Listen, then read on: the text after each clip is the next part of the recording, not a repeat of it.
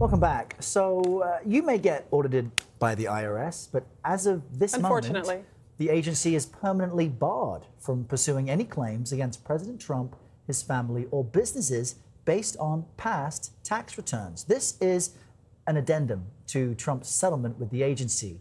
As we told you yesterday, the Justice Department is also creating a nearly $1.8 billion fund for people who claim they were unfairly targeted by the Justice Department during the Biden administration.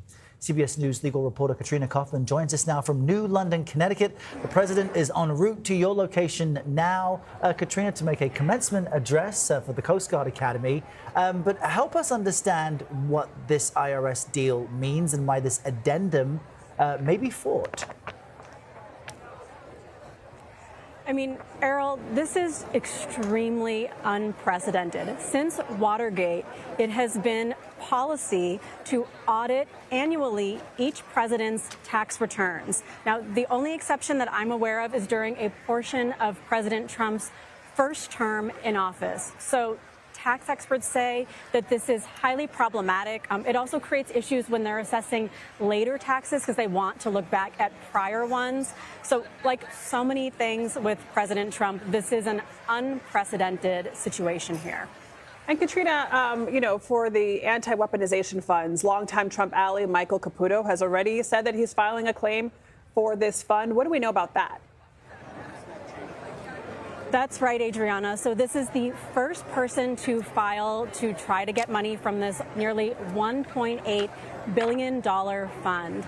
Michael Caputo is a longtime ally of Trump. He worked in Trump's first administration. He is a longtime political advisor of his. He is asking for $2.7 million, Adriana. He says it's for restitution and reimbursement for harm that has been done to his family. He said that he was under investigation from 2016 to 2025, related both to allegations of Russian interference in the 2016 election. And he says there was a secret investigation into a documentary he made about what he called Biden's corruption in Ukraine. So he said that this has caused harm to his family, to his health. He wrote, quote, "They found nothing. We lost everything." He is also very complimentary to President Trump in this letter.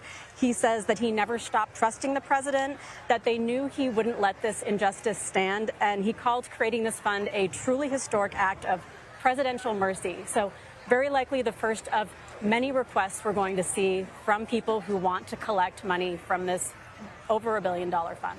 And Katrina, what about efforts by Democrats to try and block the $1 billion settlement and fund? Could that end up in courts because Democrats don't have majorities in either chamber? I mean, Errol, this is a very important question. There are a number of potential legal avenues here. It is important to note that the initial case here is closed. The judge dismissed it with prejudice. That means those specific claims cannot be brought again. But she also did not review this settlement. It was filed after she had already closed the case. President Trump had decided to drop the case in exchange for the creation of the settlement. So this is not something that was reviewed or approved by the judge.